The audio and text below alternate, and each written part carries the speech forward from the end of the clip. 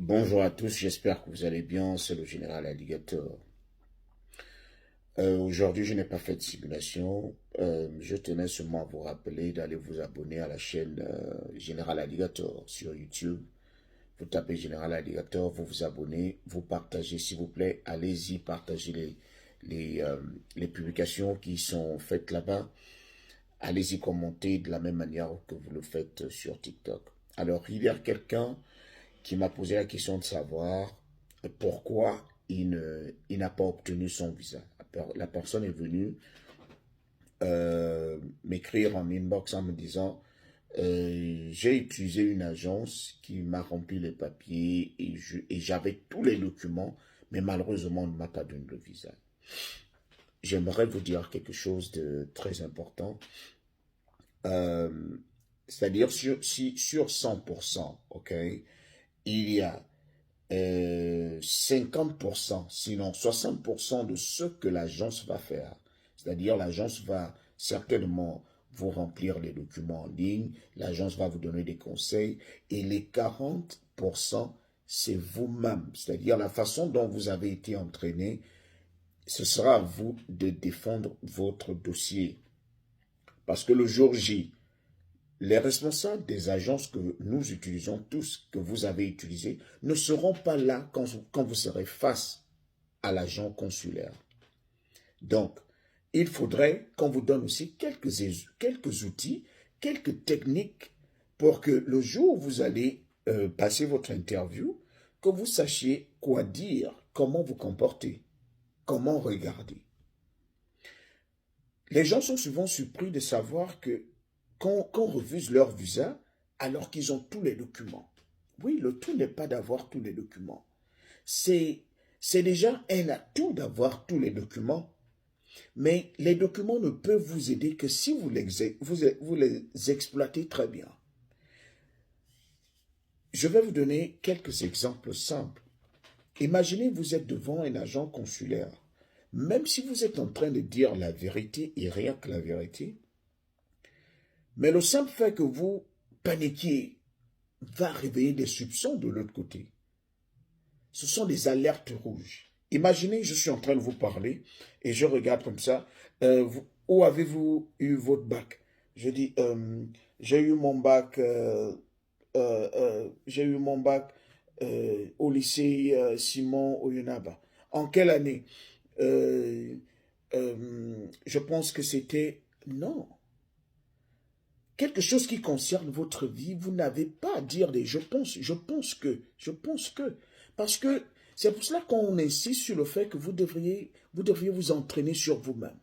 Lorsque vous allez à une interview, essayez de penser aux différentes questions. Mettez-vous à la place de celui qui va vous interroger.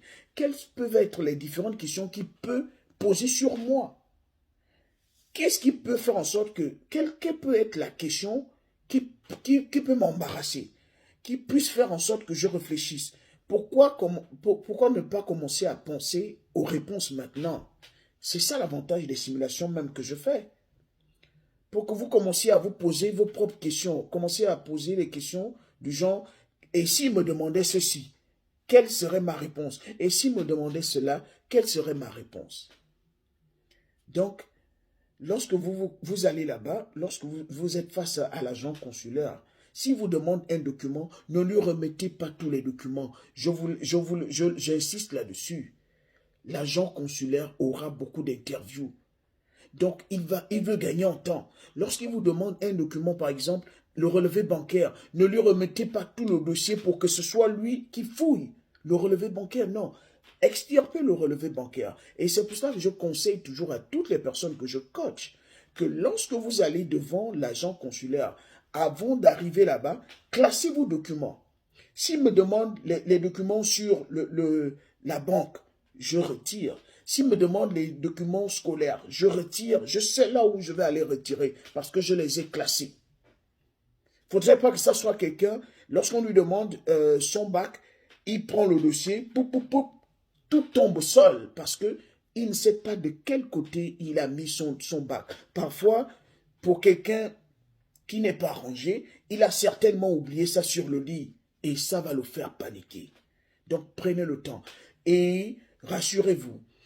lorsque vous allez là-bas, ceux qui vous interrogent, ils ne sont pas là pour vous tuer, ils ne sont pas là pour refuser vos visas, mais ils ne font que leur rôle, ils jouent leur rôle, ils ne font que leur boulot. D'ailleurs, pour ceux qui ne le savent pas, lorsque vous partez, celui qui prend le rendez-vous est déjà soupçonné de faux. Sauf si toi, tu arrives à prouver que tu es digne de confiance. Parce que lorsqu'ils nous regardent, lorsque vous allez à l'ambassade, ils trouvent déjà que tout le monde est suspect.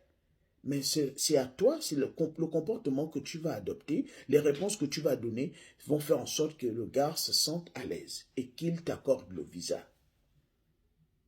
Donc, ne paniquez pas, ne prenez pas cette interview comme étant une guerre, non. C'est juste un entretien, c'est juste un échange. C'est pour ça que j'essaye de rendre ça simple. Tu t'assois avec quelqu'un, vous échangez, comment tu t'appelles, je m'appelle tel, tel, tel. Ceux qui ont même fait le baccalauréat, vous avez fait l'oral en anglais, vous savez un peu comment ça se passe. Il n'y a pas trop de différence. Donc, calmez-vous, ne soyez pas trop stressés, soyez seulement organisés. Et retenez-le, dites toujours la vérité et rien que la vérité. Et n'oubliez pas d'aller vous abonner sur la chaîne YouTube Général Alligator. Tapez sur YouTube Général Alligator et abonnez-vous. Commentez, partagez comme vous le faites sur TikTok.